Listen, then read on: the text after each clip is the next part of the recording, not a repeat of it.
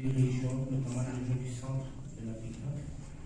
Et puis nous aurons également un point de presse au cours duquel le président va présenter l'association et ses missions et également les objectifs. Alors sans plus tarder,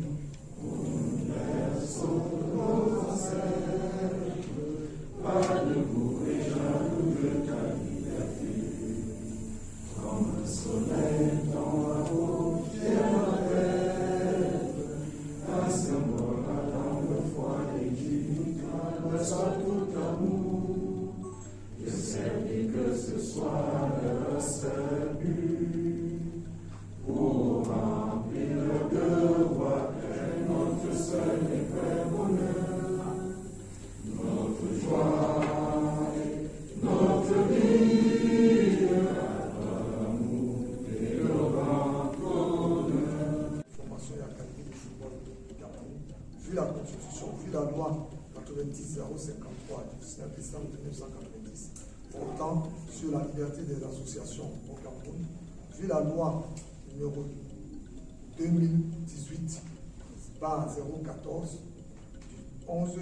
du 11 juillet 2018 portant organisation et promotion des activités physiques et sportives au Cameroun, vu les statuts de la FIFA, vu les statuts de la CAF, vu les statuts du règlement intérieur de l'Afrique, vu les statuts de la CAF, vu les résolutions numéro 3, la présente décision nommée au compte ici après.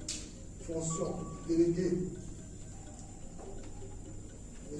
Douoni, Valentin Serge, éducateur du sport. Rapporteur.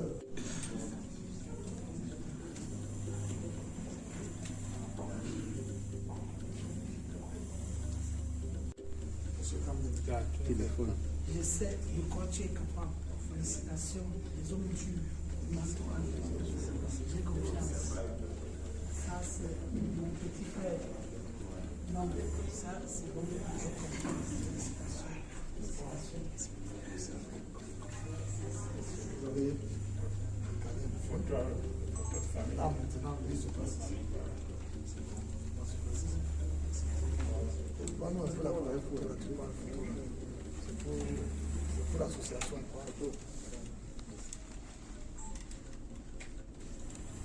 Talents. C'est précisément pour faire éclore ces talents que notre association a vu le jour.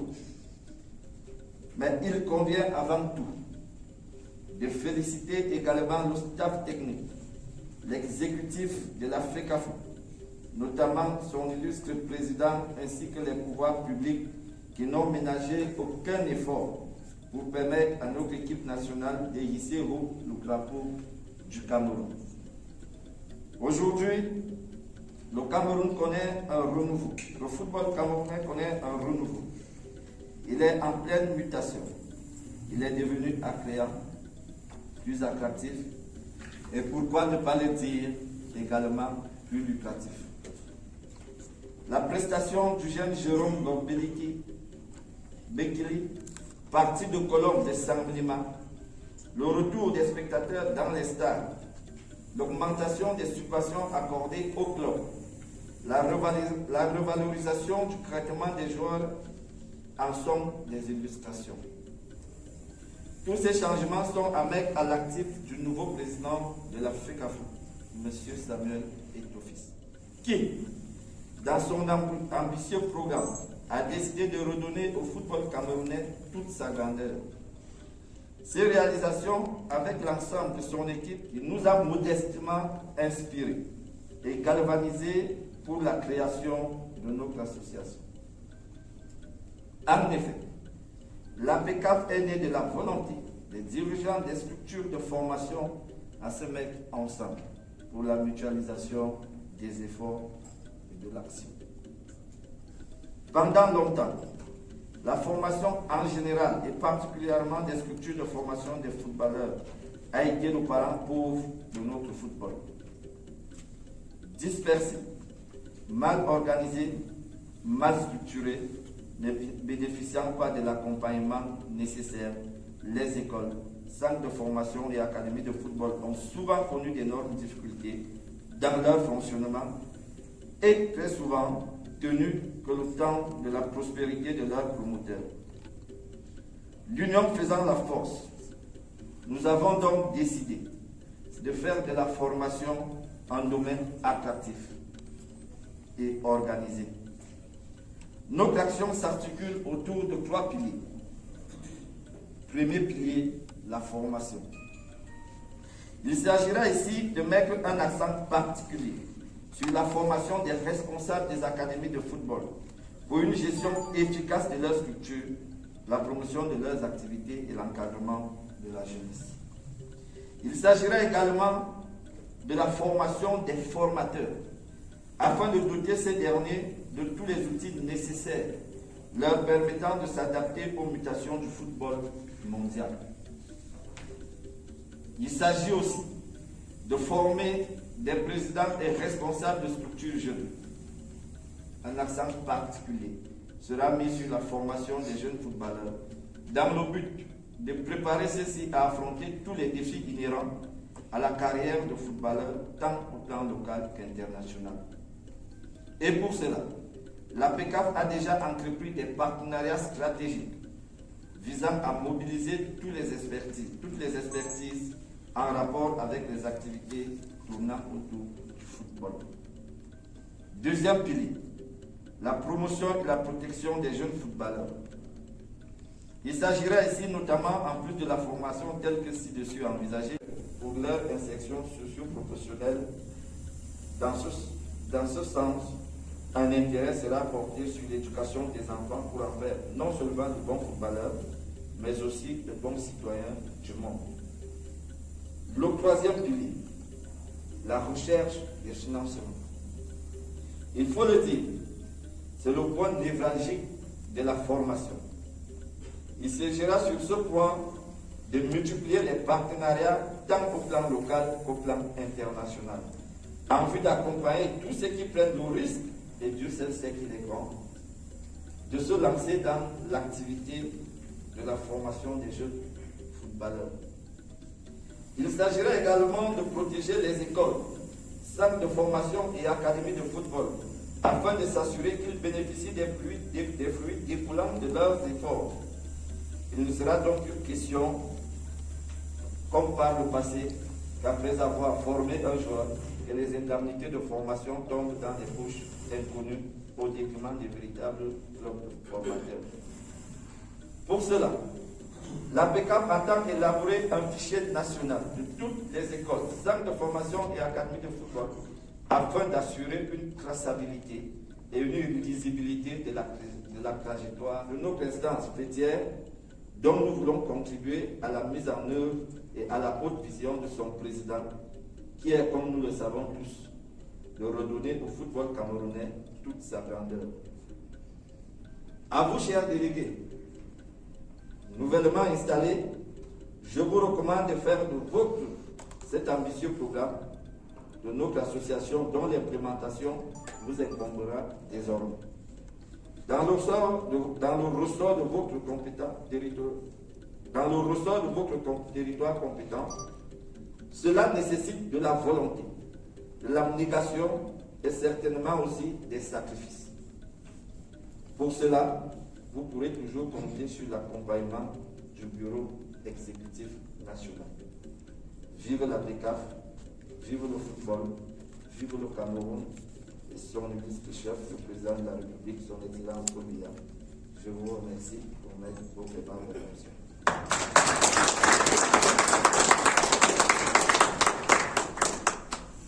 J'aimerais donc savoir, après la tenue de ce festival, qu'est-ce qui sera fait pour les jeunes footballeurs?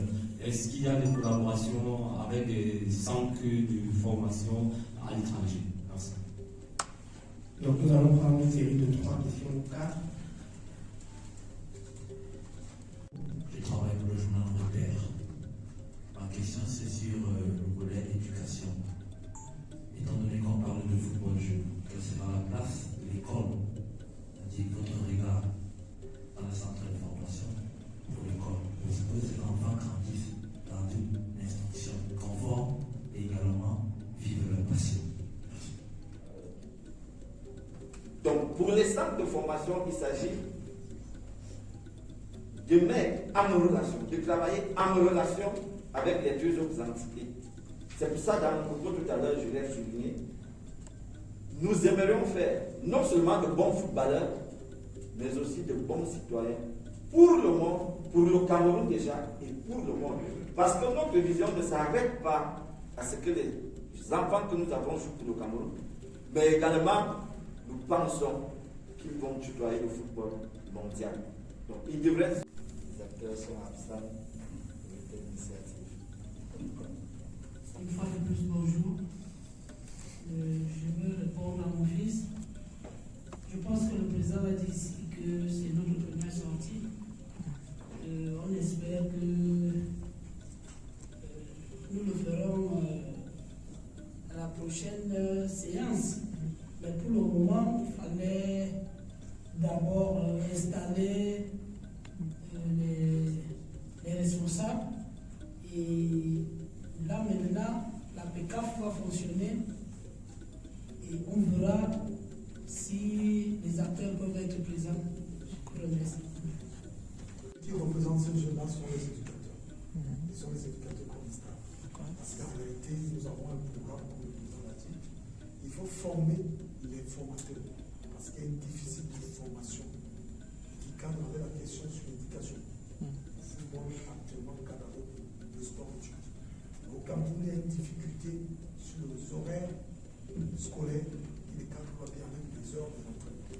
Lorsque nous avons un programme, nous avons proposé au ministère des Sports et à la fédération, en fait, d'arrêter la majorité des écoles par catégorisation, parce que vous pouvez pas, il y a l'école de football qui doit se monter aux enfants de 15 ans, il y a le centre de formation qui englobe les enfants de 18 ans.